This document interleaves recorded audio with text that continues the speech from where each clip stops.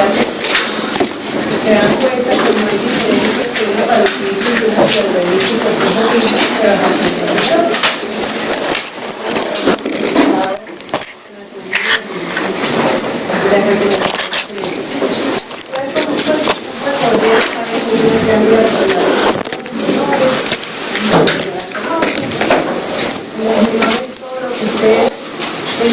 Cosas por parte del país, ¿no?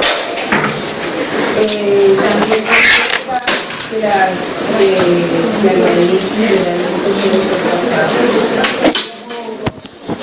y hay otras imágenes, pero enfocarse de que la mayoría de los casos son bacterianos o virales. Cuando hay afectaciones bacterianas hay unas características específicas como unilateralidad, a nivel local ustedes pueden evidenciar ciertos cambios como un aumento de tamaño, edema, sudoración, dolor, eritema. Y si vamos a hacer un examen a nivel de orofaringeo revisando los conductos a donde drenan estas plantas, dejan un error, ven un exudado purulento. Las virales, al contrario, siempre tienen sus prodromos, malestar general, fiebre, la bacteriana y una neumonía, ¿no? Incluso cefalis.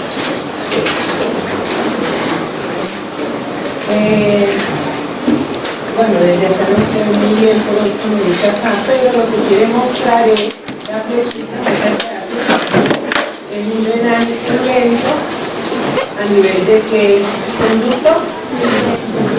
Perfecto, que es de que blanco tenemos un paciente con un aumento de tamaño de creatina. Con respecto a las virales, ya les había dicho como repetir porque lo habíamos hablado anteriormente, y de una vez salimos del tema viral, ¿sí? Generalmente se afecta a la parótida. Más común de los virus del paramixo, ¿cierto? Con los que es paperas, afectan mucho a niños, la incidencia disminuye muchísimo también por las vacunas, tienen un periodo de incubación que es el mismo de alto riesgo de contagio, sus manifestaciones clínicas como el viral ya las conocen con sus prodromos, pero además van a encontrar la afectación bilateral. Generalmente las virales, como es una patología sistémica, son bilaterales, a diferencia de las bacterianas. El diagnóstico diferencial, pues con toda esta lista de virus que tienen ahí, pero muy raro, ¿sí? Y secuelas gravísimas, hemorroiditis, meningitis, hipoacusias, orquitis, en fin, y estas si se complican con meningitis y encefalitis, pues muerte de paciente. Recuerden que el manejo, el tratamiento de las virales es más que todo sintomático. Entonces acuérdense que hay una autolimitación, pero eso no quiere decir que no empeore el cuadro por sobreinfección bacteriana, aprovechando ¿sí? El estado o la alteración de la función de estas glándulas salivales.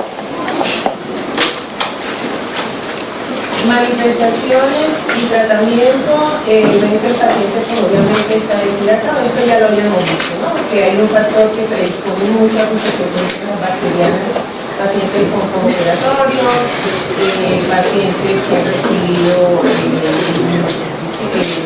o pacientes inmunosuprimidos, por eso vamos a ver más adelante como parte especial infecciones por VIH, traumas, radiaciones, avanzada, cambios hormonales, etc. La clave es flujo vaginal, estas manifestaciones que ahora hablamos cuáles son los principales agentes causales, y el tratamiento también lo habíamos hablado con respecto a parotiditis, pero quiero aclararles una cosa, que es el mismo manejo para afección de glándula submandibular y sublingual.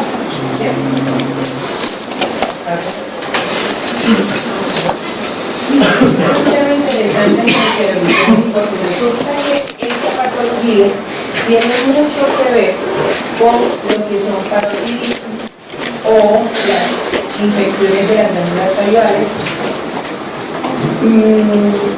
e incluso hace parte de un papel muy importante para la cianobacteritis crónica, las recurrentes, en fin. Y aprovecho las tecnologías sistémicas, ¿sí?, para, si está sobrecargada, porque no solamente usted puede encontrar una patología sistémica, como lo vamos a mencionar más adelante, en solitario, si se produce una alteración de los componentes de la salida de esta glándula, pues va a conllevar a que se produzcan celulitos y a partir de ahí, ¿sí?, sobreinfecte y haya recurrencia, porque los factores nunca se están eliminando.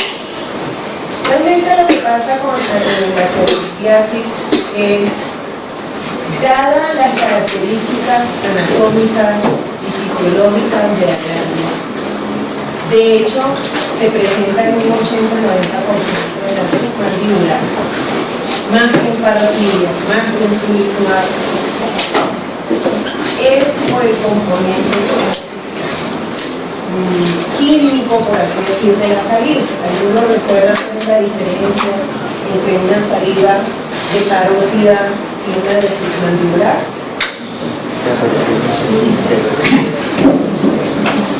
Las funciones. No.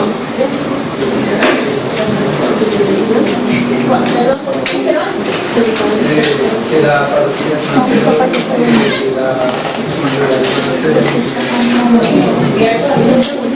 además, ¿qué otra diferencia?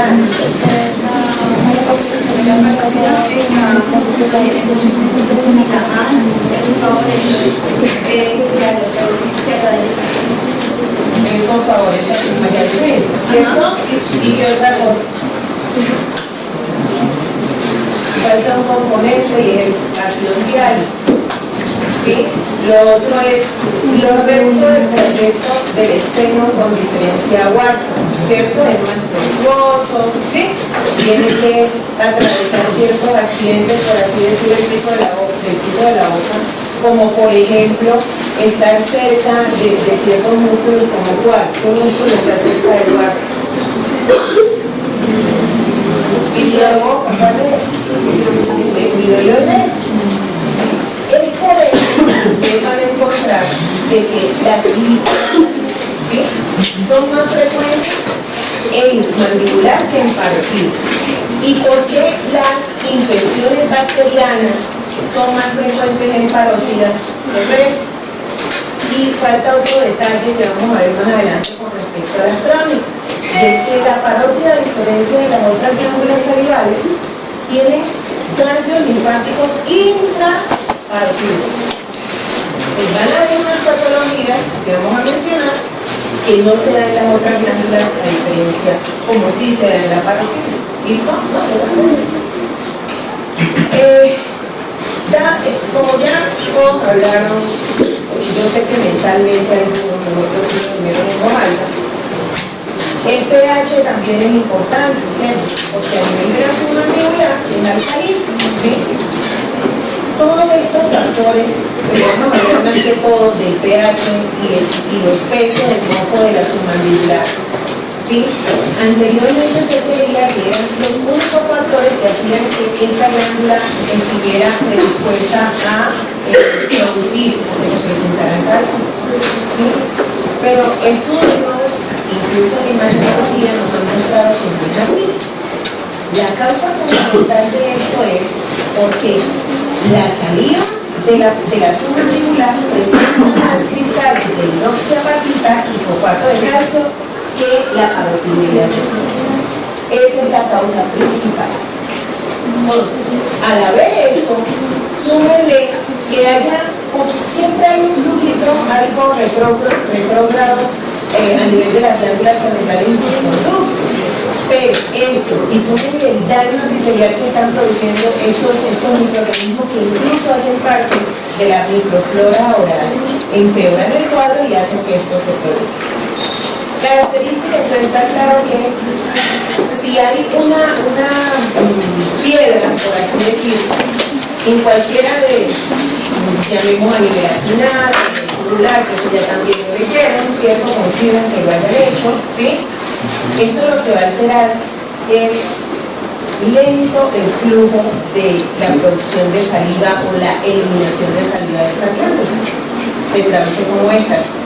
Y si no hay un lavado, es como el ejemplo de un caño.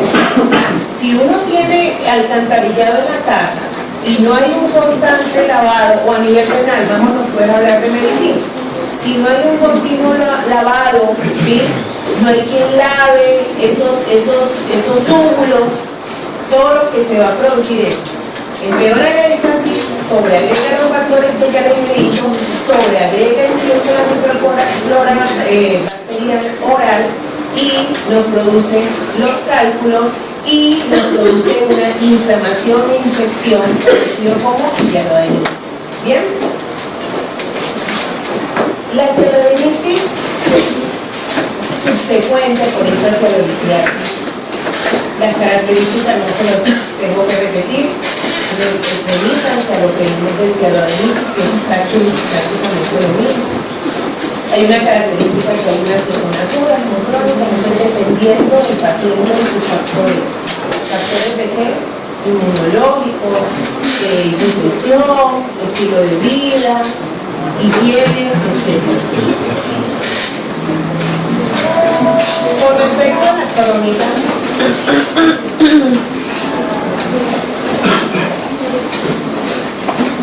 yo les voy a preguntar, como estamos en clase, incluso el nivel está en vivo, por favor.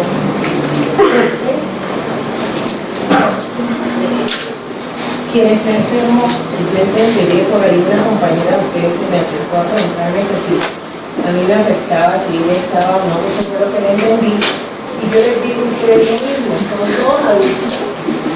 Que se sienta mal, pues tranquilo, eso no hay problema. Si piensan en un quiz, yo no sé si lo hagan, la verdad, yo no soy amiga de los quiz. Pienso que todo se verá en el examen. Puede que pues no está mucho, puede salir.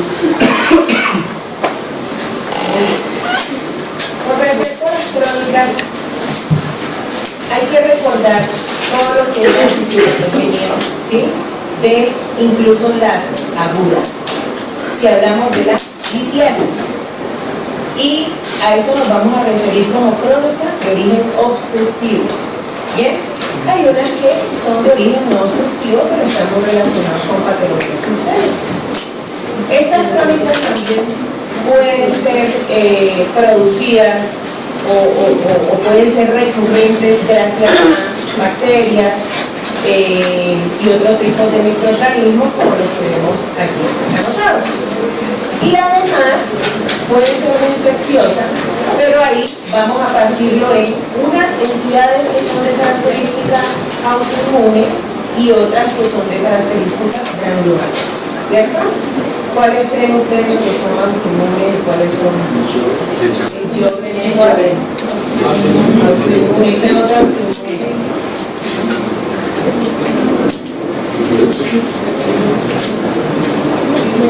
¿Cuál es la diferencia entre Jordan y sí?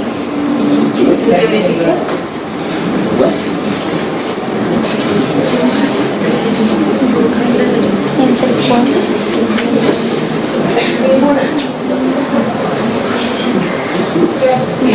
No van a encontrar anteriormente.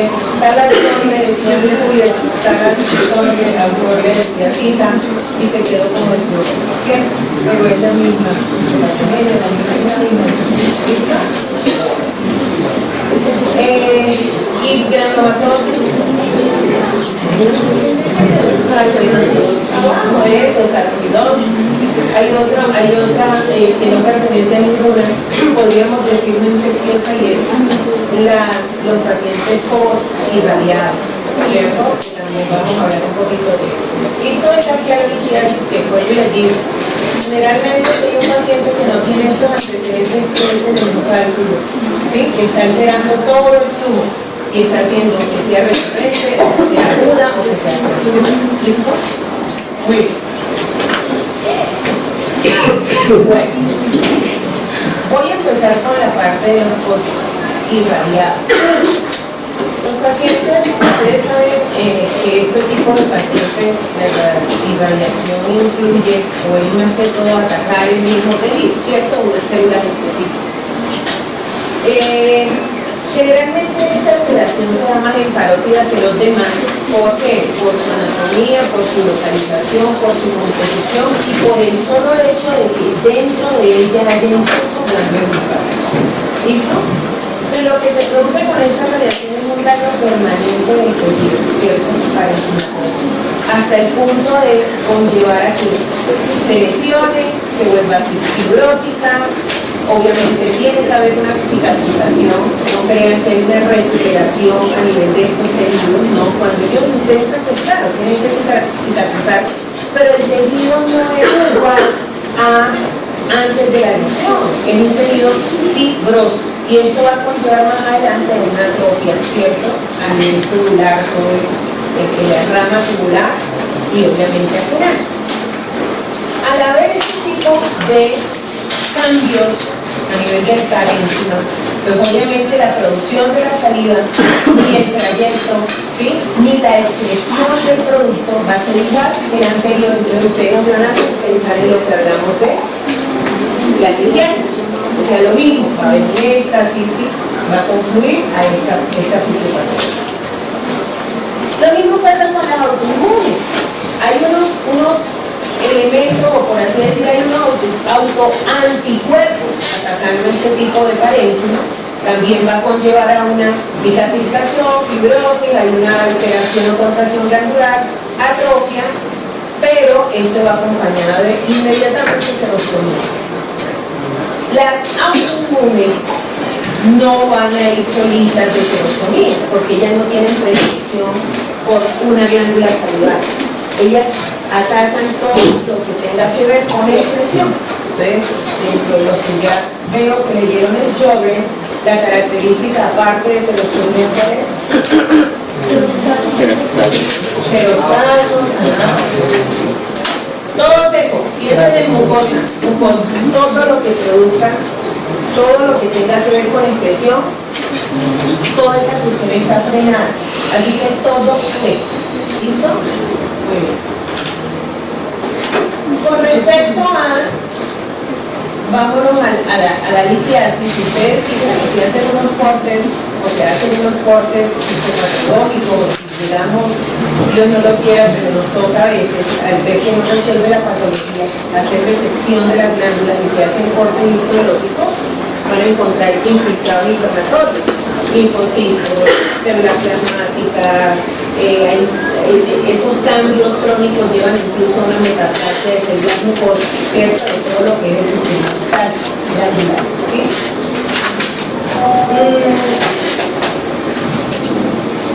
Otro dato importante es, si hablamos de los pacientes con otro tipo de virus, el más preocupante sería el VIH. Esto se caracteriza porque hay un cambio importante a nivel del parénquima, ¿sí?